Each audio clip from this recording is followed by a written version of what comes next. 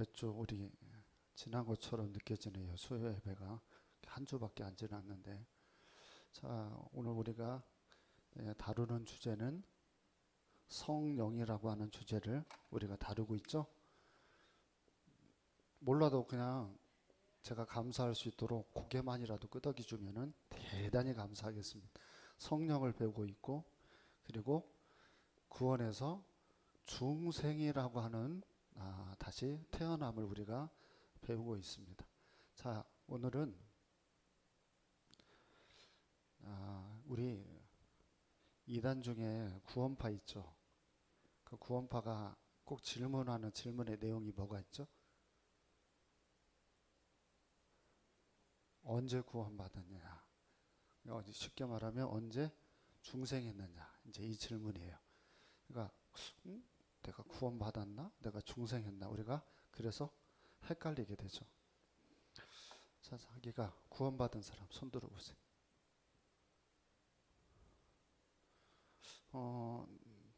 나는 구원받았다고 하는 증거를 여러분 뭐가 있나요? 뭘 가지고 이렇게 자신 있게 손을 들었어요?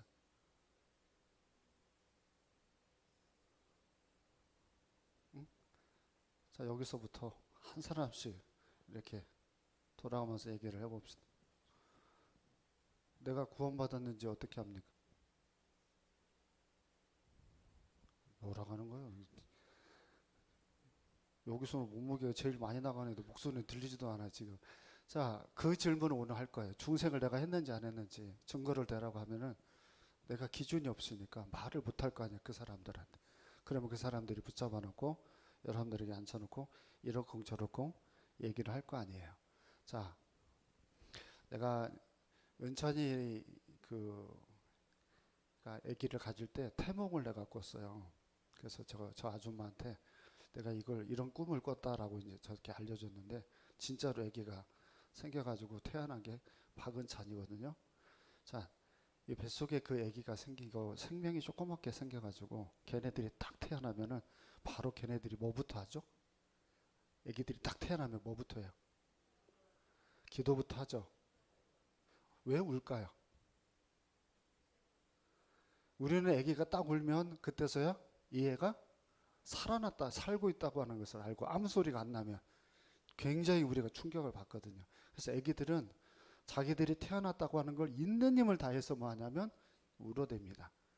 그러니까 생명이 있는 거하고 없는 거하고는 차별이 확실하게 있죠.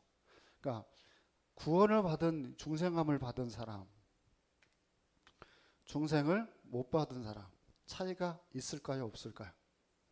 그러면 성경에서는 그걸 설명을 해요, 안 해요? 설명을 하는데 여러분만 모르고 있는 거예요. 그죠? 그러니까 오늘 우리가 다루는 부분은 내가 하나님의 자녀이면 여기에 해당이 되어지는 것이 있어야 되고 그렇지 않으면 여기에 해당이 되어지는 것들이 생길 수 있어요. 그러니까 오늘 얘기를 잘 한번 우리가 살펴보도록 하겠습니다. 자, 요한 1서 4장 1절하고 2절 우리 한번 보겠습니다. 자, 읽어볼까요? 시작.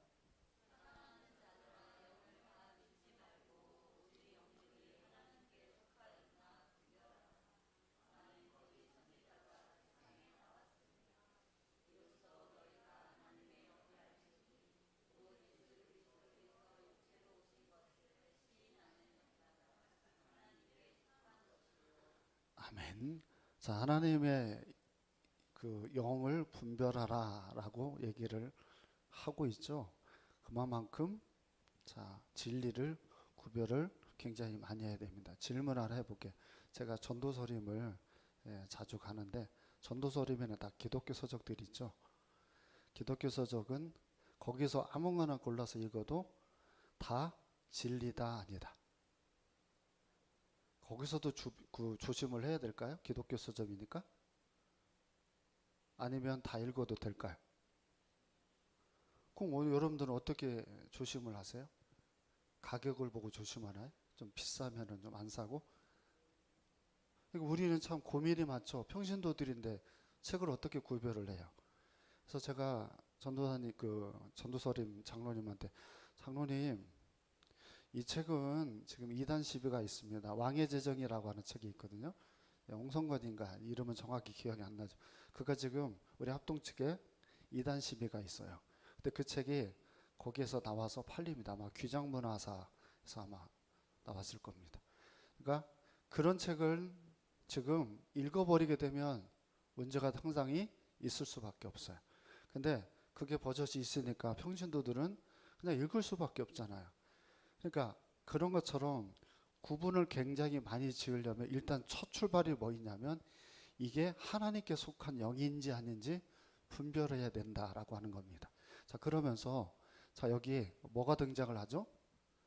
선지자긴 선지자인데 무슨 선지자? 거짓 선지자가 구별을 합니다. 지금 아마 우리 교회 성경을 읽는 순서를 따라가면 에레미야를 읽는 분들이 계실 거예요. 에레미야의 그 마지막 때 에레미야 말고 대부분이 다 거짓 선지자여가지고 하나님이 죽여버리는 일들이 에레미야서에 보면 등장을 해요. 그러면 여러분 그냥 그 에레미야 시대를 생각을 하면 10명이면 한 명만 정상이고 9명은 거짓 선지자예요. 그러니까 분별을 얼마나 많이 해야 되는지를 알 수 있어요. 근데 거의 성경을 쭉 살펴보면 이 사람들은요 다 자기들에게 좋은 얘기만 해줘요. 자, 이란하고 전쟁이 일어나면 너희 회사는 피해보지 않아. 걱정하지 마. 기도도 안 하고 말씀도 안 보는데 그 집은 괜찮을 거라고 얘기를 해요. 좋아요 안 좋아요? 좋죠. 거짓말이에요. 좋죠. 내가 신앙생활 잘 못해도 그 가정은 안전하다고 얘기하는 목사님의 말이 훨씬 더 좋죠. 근데 찾아와서 최종희 목사는 뭐라고 하냐면 고춧가루를 뿌리는 거예요. 그렇게 하면 오래 못 살고 마음의 준비를 하고 있어야 된다. 만약에 제가 이렇게 얘기를 하면 좋아요 안 좋아요? 그래서 여러분들이 저를 이렇게 보면은 이상한 눈으로 날 쳐다보는 이유가 그런 거예요. 그러니까 에레미야 그러니까 어떻게 해요? 가다 놓기도 하고 이런 통 같은 데다가 집어넣기도 하고 괴롭히죠. 근데 하나님은 희한하게 에레미야는 살려요. 누구를 통해서든지 죽지 않게끔 도와주는데 이 사람들은 다 죽여요 하나님. 왜? 얘네들이 목소리가 없어져야 제대로 들을 거 아니에요. 그러니까 이제 한단 말이에요. 그만 맞고 이제 출발을 하기 전에 부탁을 하는 거예요. 자, 구원에 대해서 얘기를 할 때 일단 첫 출발은 일단 현재 이 시점에서는 가장 거짓말을 많이 하는 사람 하나를 꼽으면 박진영입니다. JYP 사장 박진영부터 거짓말을 합니다. 그러니까 굉장히 우리가 조심해서 잘 들어야 됩니다. 읽었던 말씀 다시 한번 보세요. 자, 여기 말씀에 보면 2절 말씀 보세요. 2절.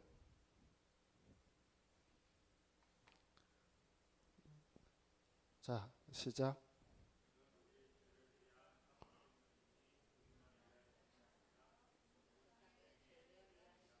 아니 4장 2절. 4장 2절. 4장 2절. 자, 시작.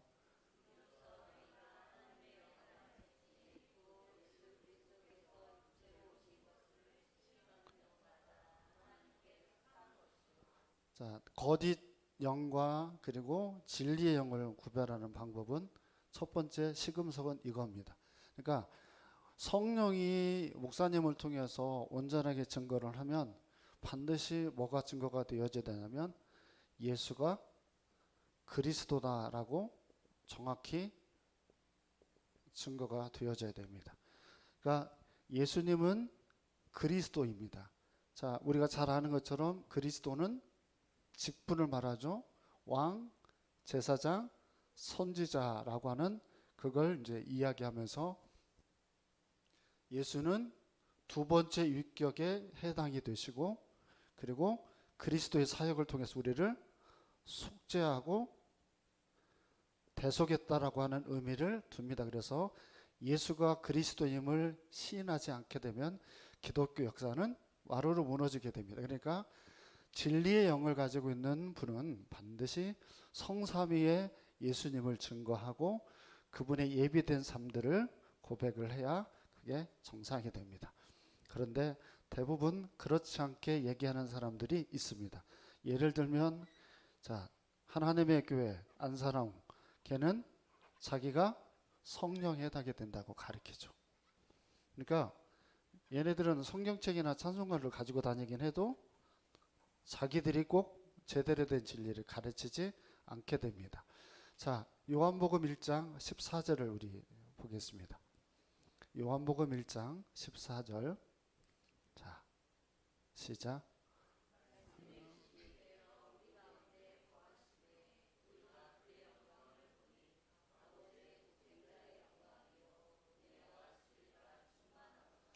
아멘. 자, 말씀이 누구를 말합니까?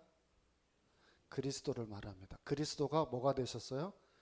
육신이 되어서 이 땅에 분명히 오셔서 여러분의 죄를 속죄하고 대속해서 그 우리의 구주가 되셨습니다. 기독교는 이것을 중요하게 인정을 하지 않으면 안 되죠. 자, 또한 자, 요한일서 5장 1절을 봅니다. 성경이 반복해서 하는 얘기를 한번 우리가 따라가 봅니다. 요한일서 5장 1절. 자, 시작.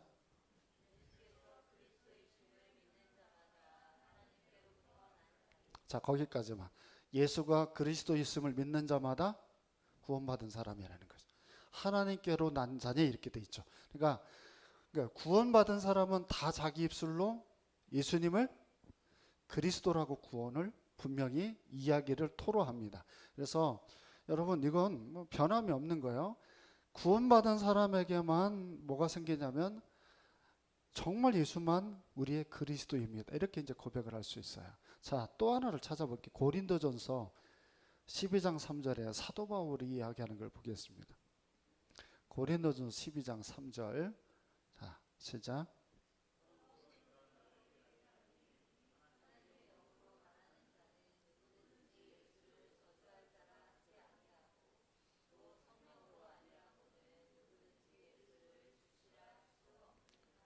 아멘. 성령으로 하지 않으면 누구든지 예수를 주라고 할 수 없다. 그러니까 중생은 성령이 하는 일이잖아요. 성령을 통해서 중생이 일어났으면 그 사람들은 모두 예수님을 반복해서 뭐라고 그래요?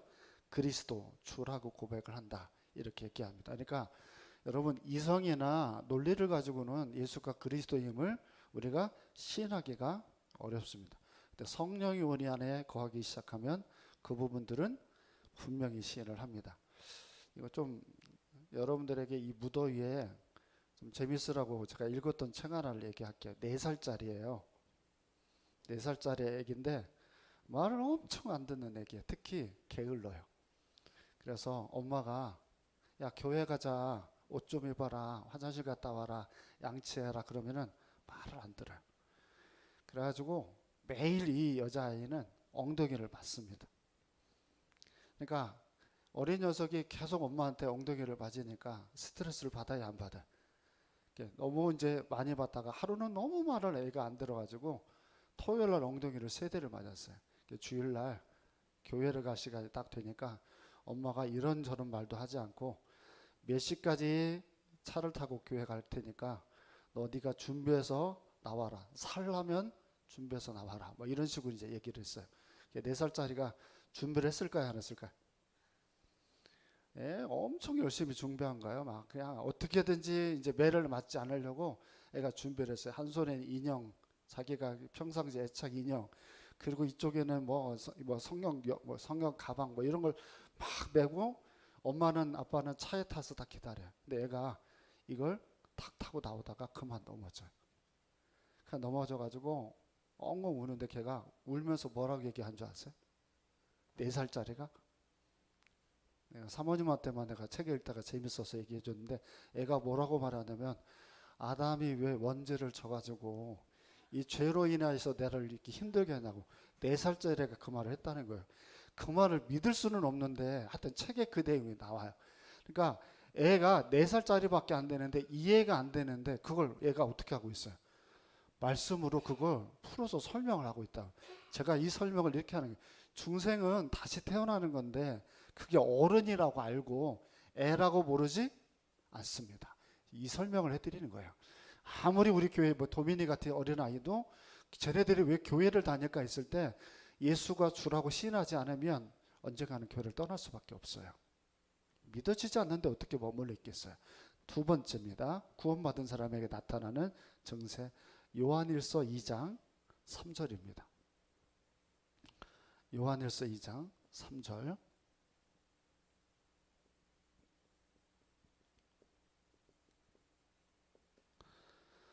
자, 같이 읽어보겠습니다. 시작.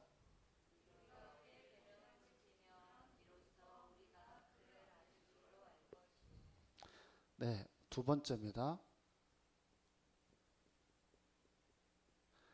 자, 중생함을 받은 사람은 우리가 그의 계명을 지키면 이로써 우리가 그를 아는 줄 알 것이다 라는 말은, 자, 구원받은 사람은 계명을 지킨다라고 하는 얘기인데, 원뜻을 보면 기쁨으로 들어갑니다.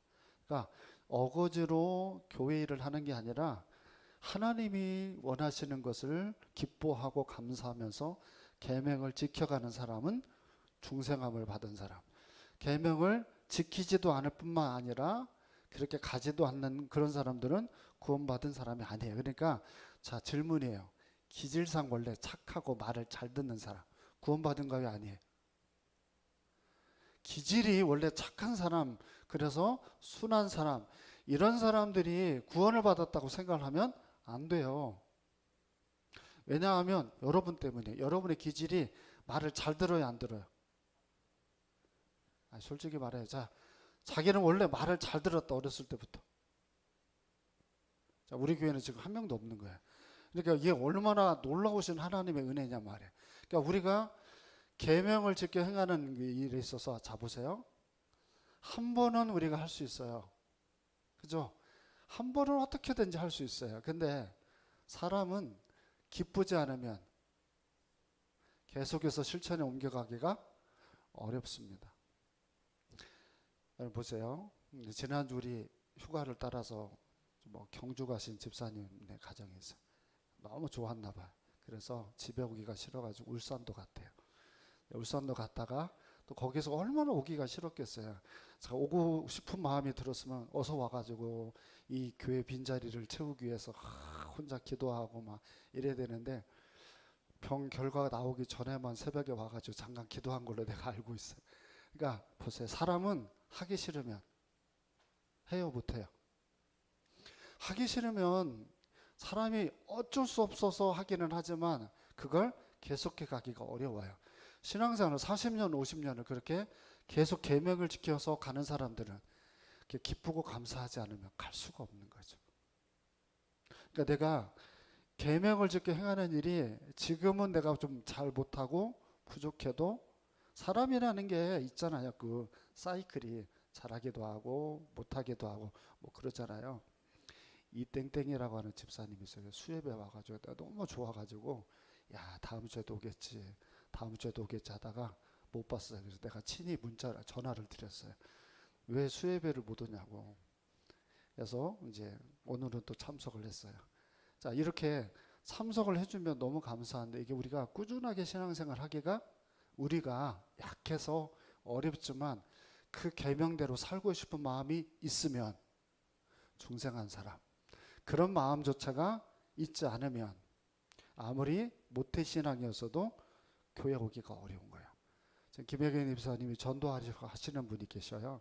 모태신앙인데 교회를 간다 하는데 아직도 2주째 오지를 않고 있어요. 모태신앙이에요. 그 어머니를 따라서 교회를 다녔다는 거예요. 근데도 그게 안 됩니다. 자, 세 번째입니다. 자, 요한일서 3장 24절을 보세요. 자, 24절 시작.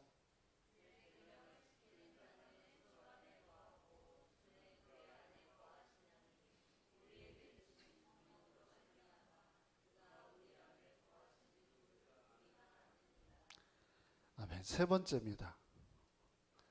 중생함을 받은 사람한테는 뭐가 있어요? 성령 하나님이 거하시고, 그리고 구원받지 못한 사람에게는 성령 하나님이 거하지 않습니다. 그러면 이제 질문을 해봐요. 성령 하나님이 나한테 거하면 그 어떻게 내가 거하는지 아닌지 알 수 있나요? 성령이 나한테 거하는지 아닌지 어떻게 알 수 있어요? 자, 확실하게 말할 수 있는 사람, 내 안에 성령이 거하고 있다고 하는 건 어떻게 알 수 있을까? 아마 대답할 수 있는 사람은 이 자리에 한 명도 없다고 봅니다. 자, 이걸 알 수 있는 증거는 갈라디아서 4장 6절에 있습니다. 갈라디아서 4장 6절. 자, 읽어보세요. 시작.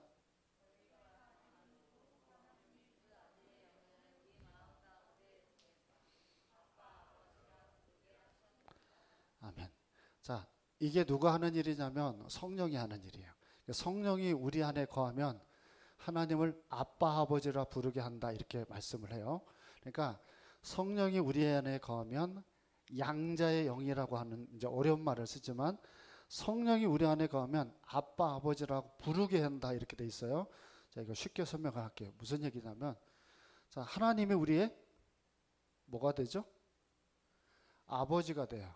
그 아버지가 나한테서 느껴진다는 거예요.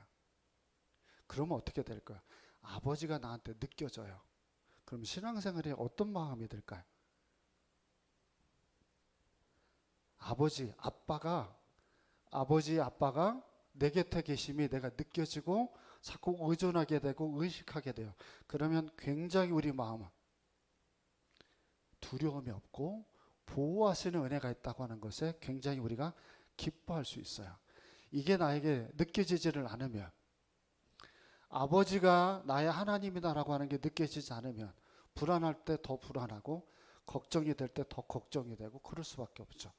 좀 전에 우리 같이 기도했어요. 김상민 집사님 어머님이 폐렴으로 누가병원에 입원을 했어요. 근데 폐렴은 좀 괜찮아지는데 그 혈전이라는 피떡 있잖아요. 그게 이렇게 돌아다니는데 신부전증이 원래 있으시대요. 근데 그게 돌아다니다가 다리 같은데 이렇게 좀 묻으면 그게 다리를 잘라낼 수도 있다. 이런 얘기를 해서 지금 급히 세종에 있는 큰 병원에 지금 가셨어요. 좀 전에. 그러니까 굉장히 지금 걱정을 엄청 많이 할 수밖에 없어요. 자, 이와 같은 일들이 우리에게 생길 때, 자, 내가 세상에 고하구나, 세상에 나밖에 없구나 이렇게 느끼면 아버지를 제대로 느끼지 못하는 거죠. 세상에 우리가 나 혼자가 아니잖아요. 근데 나 혼자인 것처럼 생각이 들어요.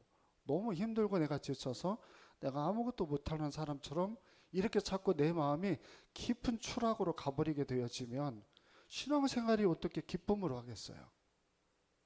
잘 생각해 보세요. 성령이 여러분에 거하면 어떤 일을 만나요? 분명히 만났을 거예요. 뭐 아픈 일이든 가정이 어려운 일이든 어떤 힘든 일을 만났는데 아버지가 내 곁에 있으면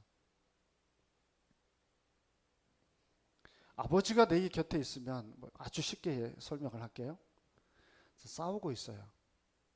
학찬이가 진보초등학교에서 어떤 아이하고 이렇게 싸우고 있어요. 저는 원래 겁이 학찬이가 많은데 갑자기 이완규 집사님이 딱 나타났어요. 그럼 어떻게 할까요? 싸우고 있는데 막 겁이 나가지고 그러고 있는데 누가 나타났어요? 아빠가 나타난 마음이 어때요? 이길 것 같죠. 그래서 되들어가지고 한 대 더 맞아가지고 피나고 뭐 그럴 수도 있잖아요. 그러니까 내가 신앙생활하는데 아버지가 나한테 느껴진다라고 하면 우리가 두려워 말라, 놀라지 말라. 나는 너의 우리 잘 외우는 말씀, 이사야 말씀. 두려워 말라, 놀라지 말라. 나는 너의 하나님이 됨이에요. 그때 하나님이 뭐예요? 아버지예요. 그러니까 그 하나님이 나에게 두렵고 걱정이 되는 일을 만날 때도 내 아버지가 되어짐을 느끼게 되면 우리가 쉼이라고 하는 걸 얻을 수 있어요. 근데 그게 나에게 느껴지지 않는 사람들은 죄송하지만 중생함을 받은 것이 아니니 그 느낌은 아무리 목사님이 설명해도 그걸 갖출 수가 없어요. 그게 네 번째 증거입니다. 그 다음을 볼게요. 요한일서 3장 14절입니다. 요한일서 3장 14절. 요한일서 3장 14절 시작.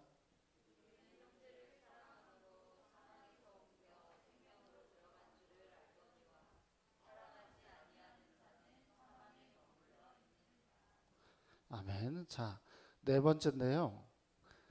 자, 중생함을 받은 사람들은 동역자를 사랑합니다. 자, 여기서 동역자가 함께하는 교회를 다니지 않는 사람도 사랑할 수 있다 없다? 얼마든지 있죠. 함께하는 교회 식구들만 사랑하는 게 아니라 교회를 다니는 사람들은 다 우리들의 형제고 자매입니다. 이게 어느 정도로 그래야 되냐면 내가 일반적으로 만나는 동호회 사람들, 교회 안 다니는 사람들의 모임보다도 나는 이 형제를 만나서 삶을 나누는 걸 더 좋아해야 됩니다. 그게 함께하는 교회 최근에 했던 여전도의 성경학교 같은 게 그런 겁니다. 그러니까 서로 간에 있어서 다른 어떤 모임에서 느낄 수 없는 머리가 되신 예수님과 함께 모인 지체들이 서로 사랑하는 관계는 굉장히 깊고 넓은 사랑이 됩니다. 그래서 여러분, 제가 많이 말씀드리죠. 사단의 역사를 하면 우리가 어떻게 된다고 그랬어요? 자꾸 혼자로 밀려나는 거예요. 이거 굉장히 조심해야 될 부분이죠. 그러니까 사단의 역사를 하면 이게 우리가 서로 사랑하면서 살게끔 되어 있는데 자꾸 혼자 독립되어져서 살아가려고 해요. 그러면 양은 어떻게 해요? 시험에 들 가능성이 굉장히 높은 거예요. 그러니까 내가 시험에 들지 않기 위해서는 하나님이 이렇게 만들어 놓았단 말이에요. 동역자끼리 뭐 하라고? 동역자끼리 사랑하라고. 그래서 모인 데가 어디예요? 그게 교회예요. 그게 교회예요. 교회가 지금 다 없어져 가고 있잖아요. 그리고 교회가 노인들밖에 없어져 가고 있잖아요. 굉장히 지금 가슴 아픈 거예요. 근데 한편으로는 우리 교회가 잘 버티고 있으면 그 형제들 다 어디 가겠어요? 우리 교회가 잘 버티고 있으면 이 사람들은 사랑을 하면서 살아야 돼요. 우리는.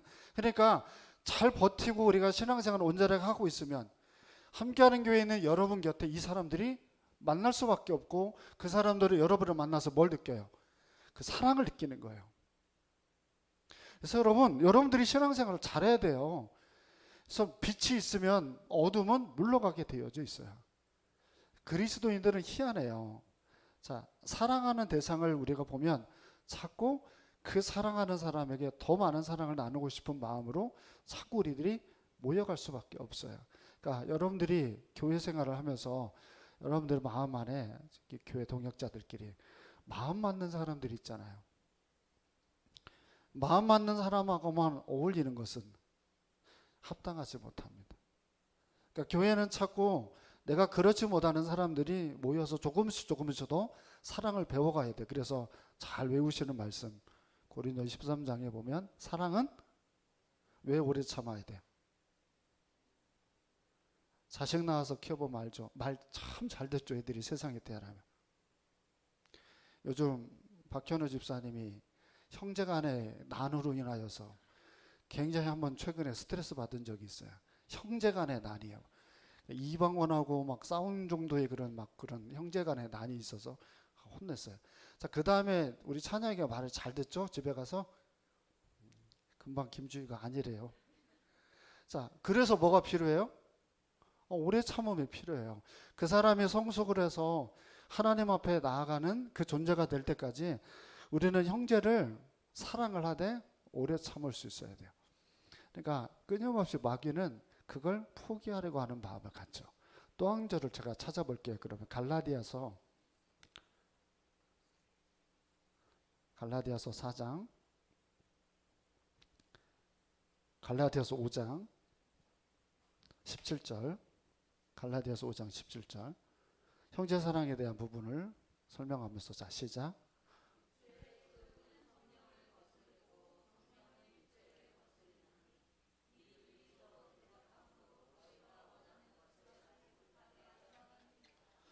자 이제 이 네 가지를 보고 이 17절 말씀을 한번 보세요.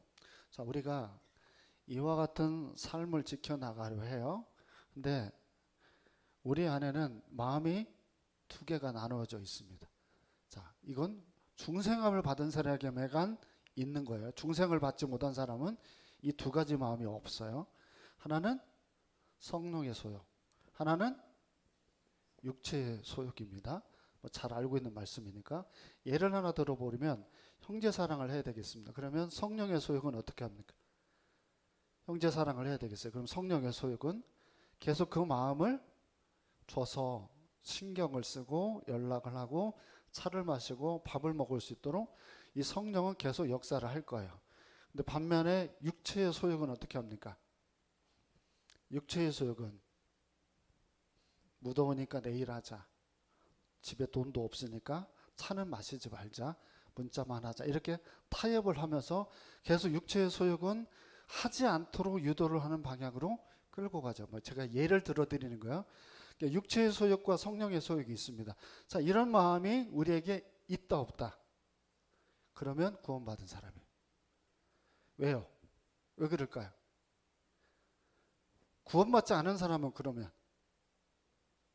이런 자체가 없어요. 이 싸움이 없다니까요. 왜? 여러분, 육체의 소욕은 믿는 사람이 살아가려고 하는데 원래 가지고 있었던 본능이에요. 근데 성령은 계속 우리가 하나님이 원하는 대로 살아가도록 유도를 하지만 얘는 원래 가지고 있었던 본능이 기도 안 하고 쉬고 싶고 무더위면 어떻게든지 간에 교회를 안 하고 싶고 이 마음이 다 있단 말이에요. 그래서 이게 둘이 어떻게 한대요? 성경에서는 계속 싸운다고 얘기를 해요. 그러니까 계속 싸우니까 여기서 내가 다른 것보다 싸우는 게 있으면 나는 뭐다? 중생함을 받은 사람이에요. 이게 싸우는 게 아예 없어요. 그러면 구원받은 사람이 아니라니까요. 왜요? 여러분 마귀는 안 믿는 사람에게는 관심이 없어요. 왜? 얘는 내버려둬도 어떻게 하니까? 신앙생활 안 하니까. 하나님을 찾을 이유가 없으니까. 얘네들한테는 관섭이 없어요. 누구한테만 관섭이 있냐면 중생을 받은 사람한테만 관심이 있어요. 얘네들한테 자꾸 이렇게 살게끔만 하는 거예요. 그래서 우리는 이 의식이 나에게 생기면 일단은 뭐부터 생각해야 되냐면 귀찮구나 하기 싫구나 이것보다는 내가 구원받았구나. 내가 구원받았으니까 이 싸움을 하는구나. 이렇게 여러분들이 생각을 하셔야 돼요. 마귀의 역사는 끊임없이 우리를 어디로 끌고 가요? 마귀가 역사하면 빛이 없는 데로 끌고 가요. 어두움으로 자꾸 우리를 끌고 가요. 성령의 역사를 하면 계속 빛 있는 데로 끌고 가요. 하나님의 말씀이 있고 은혜가 있는 데로 나를 자꾸 끌고 가는 거예요. 그러면 여러분 내가 빛이 나지 않고 그냥 성령의 소욕대로 살면 그냥 나도 모르게 빛이 나요. 그러면 여기에 누가 모일까요? 형제들이 보여요. 삶을 나누자고 하고 얘기하고자 하고 그렇게 하면서 자꾸 뭐가 되어지냐면 은혜를 누리는 자가 우리를 통해서 생길 수밖에 없어요. 제가 좀 전에 말했잖아요. 교회들이 없어져가요. 그럼 그 사람들은 교회를 찾을 거 아니에요. 교회를 찾아야 되는데 내가 옆에 있는 사람이 오늘 새벽에도 제가 말씀을 드렸지만 믿음 있는 말을 해요. 믿음 있는 말을 하면 그 믿음 있는 사람의 말을 듣고 약해진 내 믿음이 또 한 번 반응이 이렇게 일어날 수밖에 없어요. 여러분들이 살아가는 직장이든 거기에서 내가 하는 내뱉는 말들이 그 사람들에게 이걸 일으켜요. 그래서 여러분은 타고난 사람들이 전도를 잘하는 게 아니라 그냥 내가 이 안에서 살게 되어지면 이런 은혜들을 얼마든지 누릴 수 있어요. 그러니까 여러분 너무 여러분이 고민하면 나는 이거예요. 지금 아마 분명히 이 고민을 여러분들이 하실 거라고 생각을 해요. 그때 여러분들이 나는 구원받은 사람이니까 라고 하는 건 하나와 두 번째는 뭐냐면 성령이 여러분에게 뭘 가르쳐줘요? 갈라디아서 4장 6절 아빠 아버지 여기서 이렇게 올라왔는데 사라져버렸어요. 아빠 아버지가 내 안에 아들의 영이라고 하는 이걸 내가 느껴요. 그러면 내가 좀 부족해서 가다가 콩 하고 넘어지고 흔들릴 수도 있어요. 근데 내가 쓰러지진 않죠. 자, 이번 주에 나온 뉴스 하나 제가 얘기 드릴게요. 11살짜리가 천안에서 그거 어떻게 됐어요? 죽었죠. 그거 어디서 죽었어요? 교회에서 죽었죠. 교회 죽어가지고 누가 감옥 갔어요? 두 사람이 감옥 갔는데 목사님하고 또 하나는 그 할머니하고 둘이 감옥 갔어요. 그 아이는 지체장애인이에요. 이 지적으로 떨어지는 아이예요. 10살 때 엄마가 아기를 낳고는 엄마가 집을 나가버렸어요. 그리고 아빠는 그 전에 이미 헤어졌어요. 어린 아이였겠죠. 그 사이에서 태어난 아이예요. 그러니까 그 아이를 할머니가 키울 수가 없으니까 그걸 교회에다가 맡겨서 거기서 아이가 자란 거예요. 그러니까 상황은 여러 가지인데 제가 얘기하고 싶은 건 저 목사님이 감옥에 갔어요. 굉장히 이제 슬픈 일이죠. 아동학대로 해서 갔어요. 근데 내막을 조금 들여다볼 필요가 있어요. 어릴 때부터 그 아이를 키웠어요. 분명히 이럴 때도 있고 이럴 때도 있었겠죠. 그죠? 요즘은 여러분도 저를 만약에 신고를 하잖아요. 만약에 저기 도민이 엄마가 우리 목사님이 도민이를 학대를 했다. 뭐 증거를 댈 수가 없잖아요. 근데 신고가 들어오면 조사가 들어와요. 그러면 얘기를 하다가 보면 어느 날 목사님이 도민이가 사탕을 먹으러 왔는데 제가 아이고 우리 도민아 하고 머리를 쓰다듬었는데 그게 뭐가 될 수 있을까? 아동학대가 될 수 있어요. 신고하지 마요. 이게 나는 사랑을 해가지고 쓰다듬는 거니까 그걸 가지고 신고를 하면 그게 아동학대가 돼서 실질적으로 그런 일을 만날 수가 있어요. 그러니까 상태가 안 좋으면 우리가 이럴 수 있잖아요. 그죠? 근데 우리가 또 상태가 좋으면 이럴 수도 있잖아요. 그죠? 자, 지난주에 이영명 원장님이 상태가 좋아가지고 등뼈찜을 이렇게 했잖아요. 매주 했으면 좋겠어요. 그러니까 뭐 엄청나게 사람들이 좋아가지고 막 이렇게 많이 드시더라고요. 근데 그럴 때만 있을 거라고 기대를 하고 우리가 가면은 풀떼기만 먹는 날이 우리가 또 오잖아요. 그러니까 머릿속에 기억하셔야 될 게 우리는 이럴 수 있어요. 그러니까 누가 필요해요? 아버지가 필요한 거예요. 아버지. 진정한 마음으로 내가 아버지께 나의 문제들을 구하고 찾을 필요가 있죠. 자, 그러면 자녀는 계속해서 누구를 소망하게 될까요? 이렇게 살다 보니까 구원받은 사람은 하나님의 자녀는 계속해서 누구를 만나기를 원하고 누구를 자꾸 소망하게 될까요? 아버지, 하나님이죠. 자, 이게 중요한 포인트입니다. 자, 여러분, 복을 받기를 원하세요? 하나님을 만나기를 원하세요? 솔직하게. 자, 이세영 뭐 받고 싶어요? 하나님을 만나고 싶어요? 복을 받고 싶어요? 하나님을 만나고 싶대요. 자, 윤정수 집사님, 하나님을 만나고 싶어요? 복을 받고 싶어요?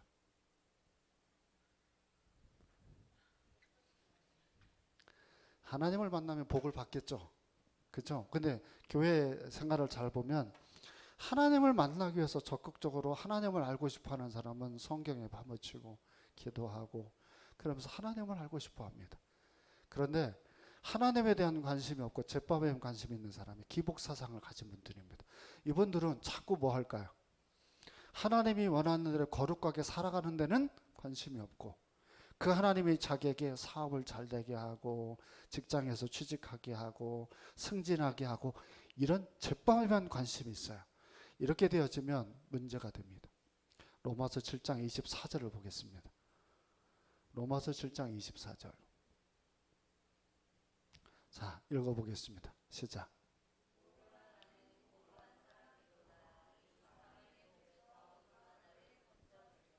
아멘. 자, 요 얘기만 하고 마치겠습니다. 자, 바울이 왜 자기는 공고한 사람이라고 그랬을까요?